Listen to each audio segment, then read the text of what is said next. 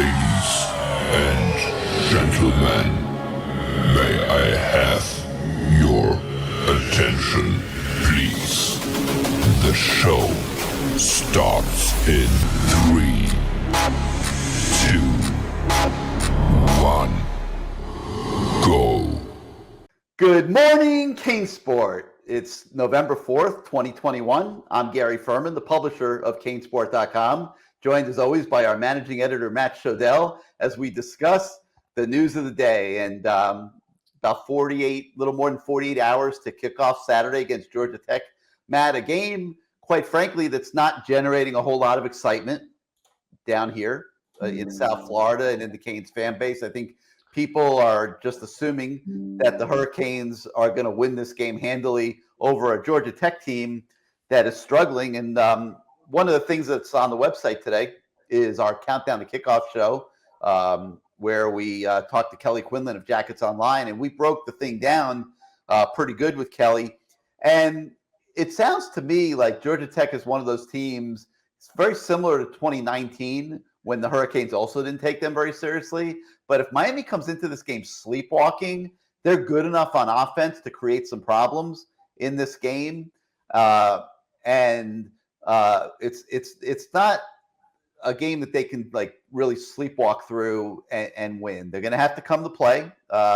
If they do, then they should be better than Georgia Tech, a team that comes into the game 3-5, 2-4 in the ACC. And other than an upset win over North Carolina, it's been a pretty rough season for this team. I mean, they lost to Northern Illinois 22-21, lost to Virginia Tech Saturday 26-17, a game they played better in. But they're scoring 30 points a game and giving up 30 points a game. That's not a great formula for success. Your thoughts overall on Georgia Tech?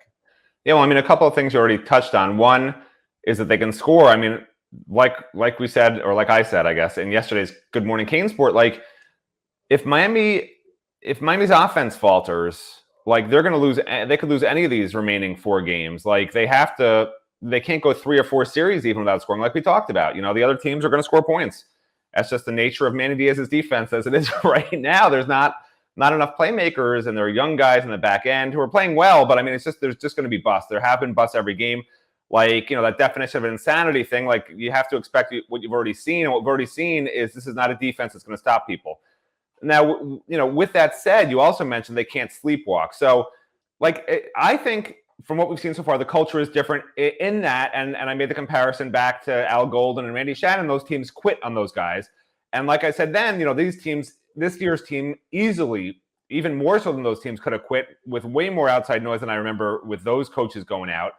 And they came back and they fought and they fought and they fought and they fought hard. You know, the second half of the North Carolina game, the entire Pitt game, the entire NC State game.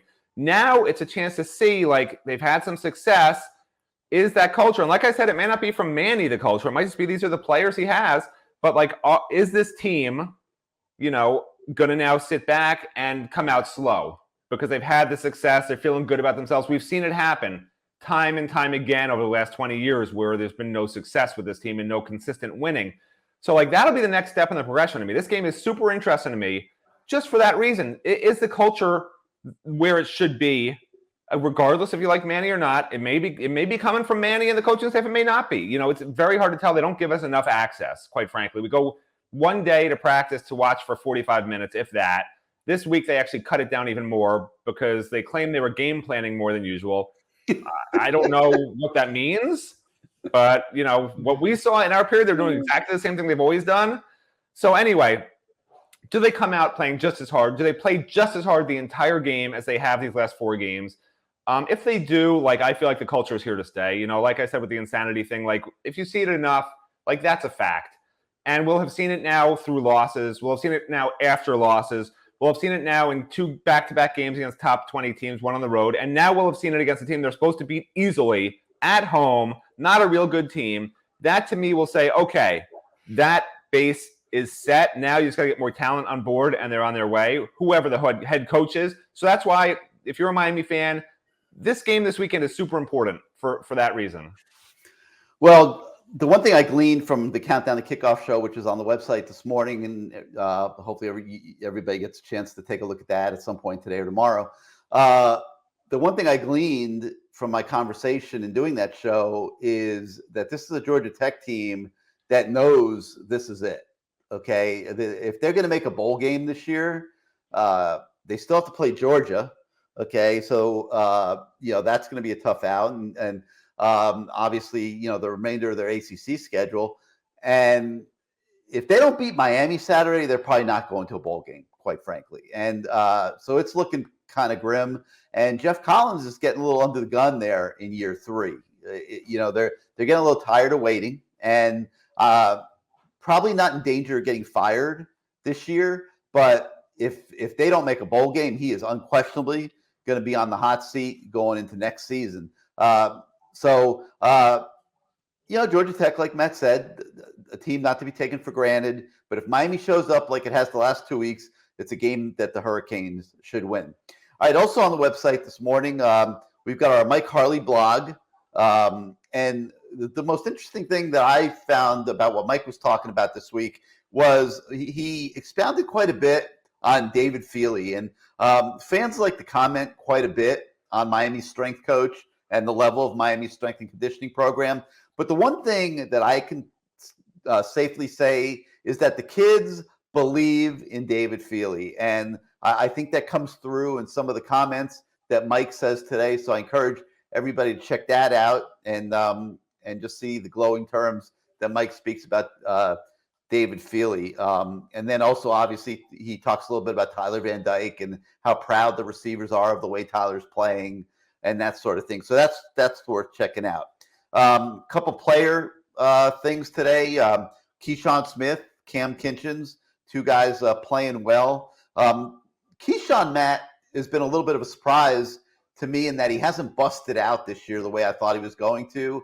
It's really been the Charleston Rambo show for the most part at wide receiver, and then everybody else by committee. I know you're a believer that Xavier Restrepo, after catching 7 balls at Pittsburgh, needs to continue to expand his role. But Keyshawn Smith, to me, looks like a kid that's capable of doing more than what he's doing this year.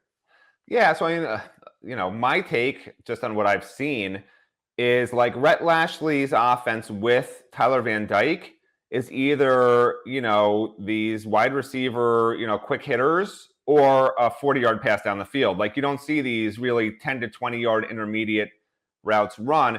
And unfortunately for Keyshawn Smith, he's not Mike Harley and Rambo, getting the quick passes on the side where he's going to get 5 to 10 catches a game.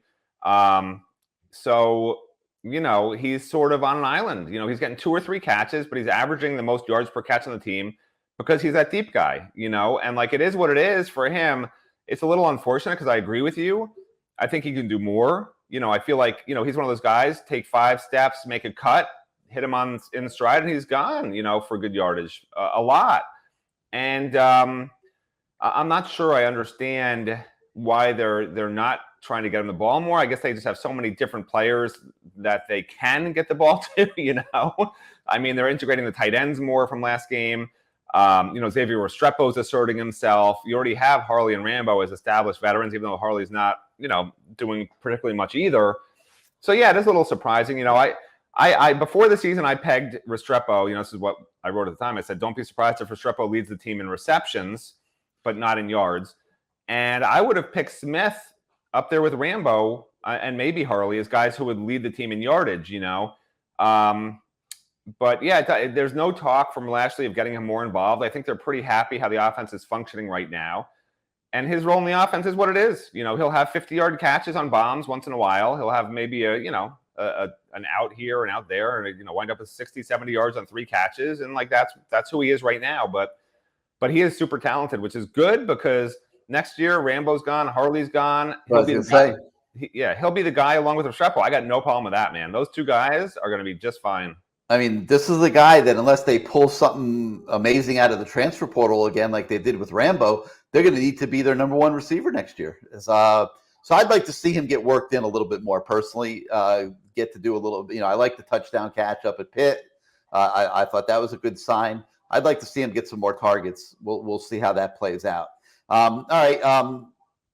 basketball season approaching fast. We have a really good interview feature today with Jordan Miller, the new forward that came to Miami from George Mason. Encourage everybody to take a look at that. And I'll reiterate what I've said before on this show. Miami basketball is worth getting behind this year, folks. It's going to be an exciting team. Even if you're not a huge basketball fan, I think you should embrace this team and watch them a little bit. Maybe go out and see them play if you live locally. It's going to be a very fun, exciting team to watch. They're going to be able to do a lot of different things, both offensively and defensively. If you missed the Lamar Thomas show last night, another great show, you can watch the replay on the website today. And then later on today, we also will have our You Bet CaneSport feature with Lee Sterling, looking at the Miami-Georgia Tech game from a handicapping angle. So a lot for you to dive into, as always today at CaneSport.com. We thank you for watching Good Morning CaneSport. Our audience keeps growing. We appreciate all the kind words you guys are giving us. Subscribe to our YouTube channel. Like these shows. If you don't subscribe to CaneSport.com, please become a CaneSport.com subscriber. You've got the coupon code for a free 30-day subscription scrolling across the bottom here. We appreciate your support of everything we do, and hope that we are helping you get a greater experience for your passion this year, even though the first part of the season did not go as well as a lot of people would like. So for Matt Shodell, I'm Gary Ferman. Thank you for joining us today on Good Morning CaneSport. We'll see you tomorrow, everybody.